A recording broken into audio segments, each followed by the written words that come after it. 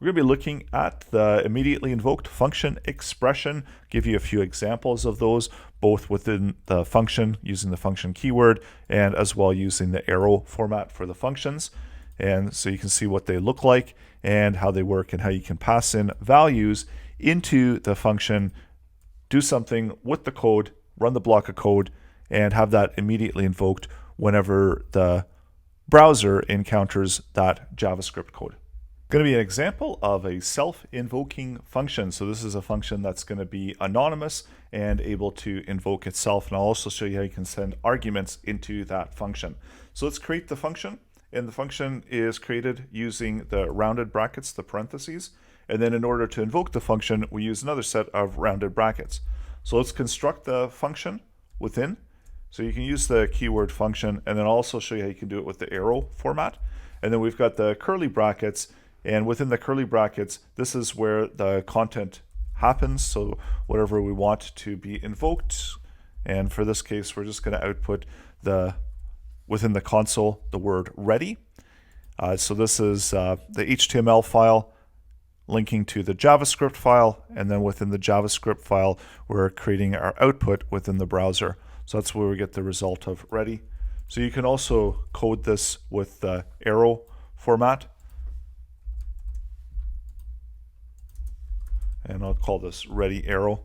So both are going to do the same thing. And you can also pass in values into the function. So constructing the immediately invoked function once again, and then within here, we can have multiple values. So for now, we'll just do A, B, and C. And then we'll console log out values of A, B, and C. Then we can do something with those values. So maybe set up a variable, and that can multiply. So we'll pass in a bunch of numbers, and then we'll multiply them. And console log out the result for val. So let's pass in a value. So currently we're just getting all undefined into those values. And also with JavaScript, you can set some default values if you want by using the equal sign. So that will set default values if there's nothing that's being passed in. And then of course, if we do pass in some values, it will use those instead and make the calculation returning the result. So when the JavaScript code encounters the self-invoking anonymous function or the immediately invoked function expression, it's gonna read the function code and then invoke that function using the rounded brackets.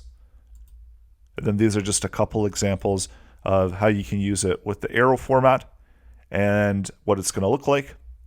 And then also how you can pass in some values into the parameters, into arguments, and then use those arguments values in order to do something with the code. Go ahead and try it out.